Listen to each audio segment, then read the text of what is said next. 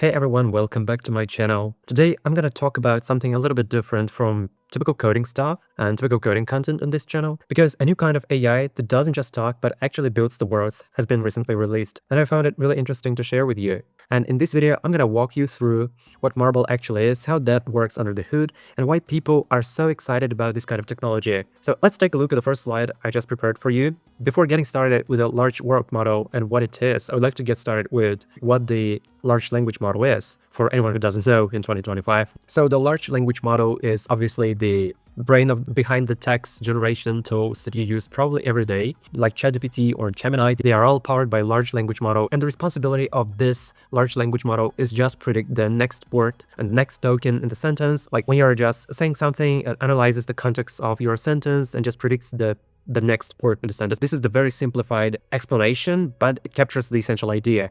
Most of the AI hype right now is just around large language models. Things like ChatGPT, as I mentioned, and Gemini, and they're really good at language. They read, they write, they can do lots of stuff with language, and sometimes they can even simulate reasoning. Well, at least we hope so. It looks like reasoning, but that's not always accurate, right?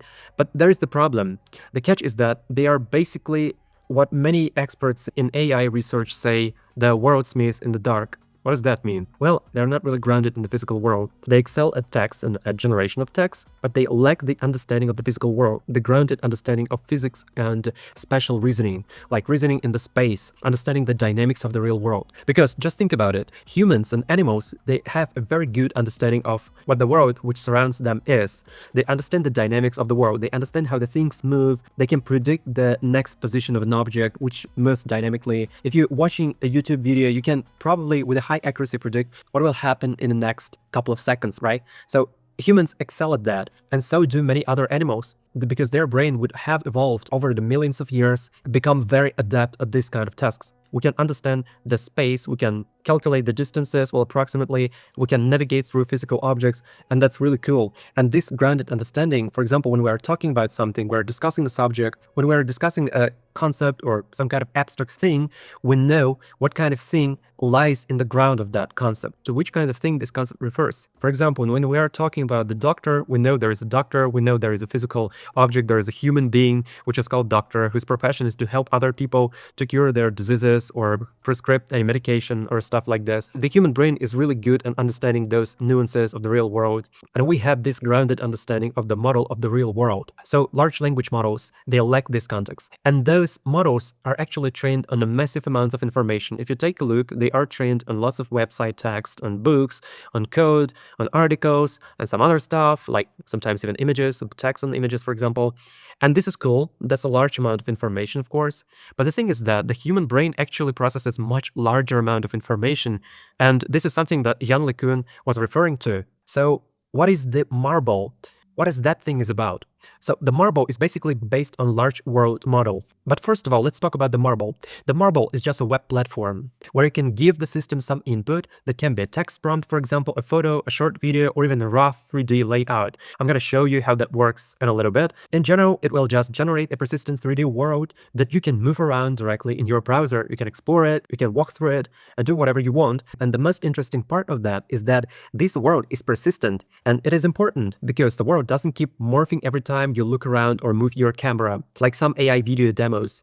The thing is that once it is generated, it is static and it is stable place. You can walk around, look behind the objects, and still it makes sense geometrically, which is a good step forward from just generating random disconnected frames. So now let's move on to the concept of large world models. What is the large world model? The large world model is like a physical brain. It understands the space. Long story short, it has a spatial reasoning. It understands the geometrical proportions of objects, the physical world, how they should be created, how they should be placed to each other, in which aspects, in which ratio, and so on. And this is completely different from the LLMs because they're not interpreting the text, they're not predicting the text, they are predicting and simulating the world surrounding us. If you take a look at the training data comparison, for example, you can see that large world models, they are using lots of videos and audios and images and other simulations as a data for training, which is very different from what the LLMs were trained on. A very different thing. Large world models is like the answer to the question how to make our agentic systems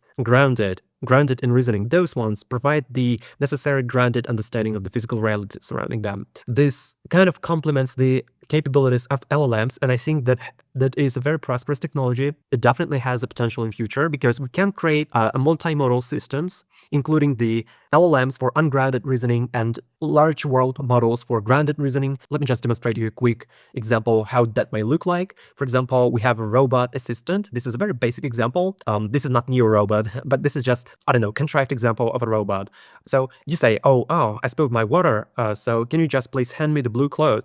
And the LLM, this is the language brain, it understands, it comprehends the language that you're talking about, it translates, it transcribes your voice into the text. This is not the LLM. This system consists of many models, and each model is responsible for a specific part of job. So it first transcribes your voice, then it feeds this data into the LLM, and after that, the LLM processes that data, reasons that using, well, at least what we call by reasoning, right, chain of thoughts, and then it's gonna simulate the physical world of objects. And here's the engine, the physical brain is the large world models. It's trained on vast amounts of physical 3D worlds, so it understands how to navigate those complex environments.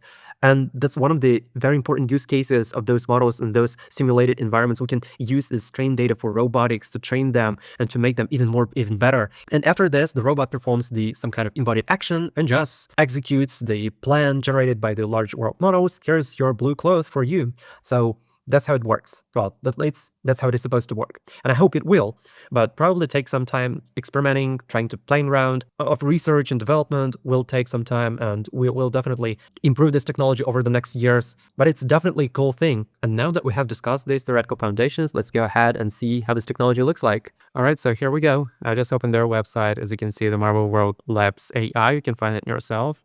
And if you go to the main Obviously, to the main page, you can see there are lots of generated scenes here. You can explore them yourself. That's built similar to Sora social media, so you can also create your own account. And I believe we can try to imagine a new world. You can use a 2D input. You can imagine a new world. You can try a 3D input or something like that. You can explore the existing worlds. Let's try to explore this one, for example.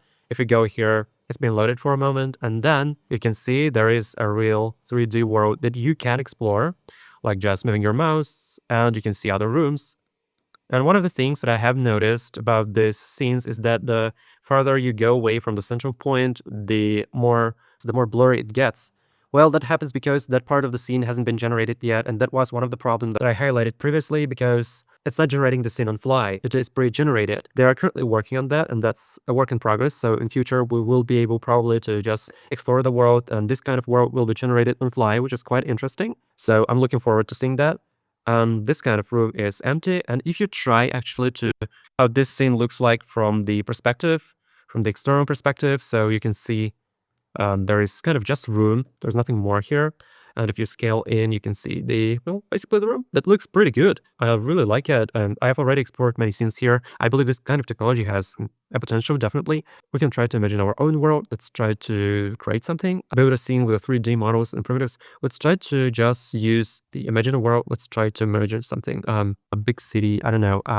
So downtown, heavy traffic. I don't know, something like that. Let's just see how it works. Okay, cute world generation, and I can go to my worlds, and it's being generated. This is the first time I'm using that, so that's all very new for me as well. So, I mean, let's just see how that works. All right, so as you can see, it's generated text prompt for myself, transform your input into prompt, and then this prompt is being used to generate the 3D world. All right, and it's finally finished. So it took around 5 minutes or so.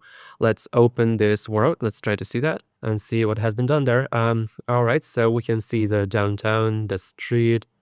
Well, obviously, some of the cars are quite fuzzy, I would say. Looks quite interesting. There are lots of cars here. Some of them are obviously disappearing here, but it still looks very interesting. And farther you go from the central point, you can see how the image is deteriorating here.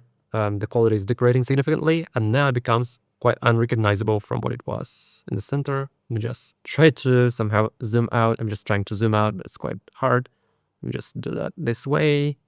All right, so I'm just zooming out. Let's see. This world is quite large. I believe that the size of the world actually affects the quality of this world. I'm not 100% sure. It's actually quite inconvenient to move here because my mouse is kind of going crazy. And yeah, so Here it is, here what we have here. So yeah, talking about the plans, they provide a free tier, standard, and the pro tier for $1 a month, obviously for a limited time. This is not the advertisement, I'm just showing you what kind of plans exist here, so each of you can basically go to this website and test it yourself. And that's it for today's video. I really hope you enjoyed this video or found this helpful. What you think about this technology and about the potential future of this technology. It would be really interesting to know what you think about this thing. Alright, thank you for watching, guys. See you in the next one.